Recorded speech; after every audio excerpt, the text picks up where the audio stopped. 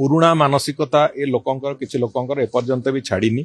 तेणुकरी जो भली ए जो अभावनीय घटना गुड़िक जोटी जोटी घटुची सेठी जेमिति काली ब्रह्मगिरी अंचल गोटे घटना मो नजर को आसला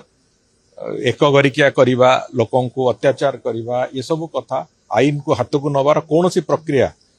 निश्चित भाव में ग्रहणीय नुहे एवं से बाबद रे स्थानीय पुलिस को आरंभ करी मु गतकाली मो नजर को आसला परे तुरंत मु एसपी संगे और डीआईजी संगे से बाबद कथा हेली और से बाबद से जा पदक्षेप नवा कथा से आरंभ कर सामान भाव में जोटी जोटी होउची ए बाबद रे माननीय मुख्यमंत्री भी स्पष्ट निर्देश अच्छी एवं डीजी पुलिस भी से बाबद रे तत्पर अछंती जे जो जो जगार एभली कौन घटना नजर को आसूची तुरंत से दिगरे एक्शन निया जिवो एवं कौन लोक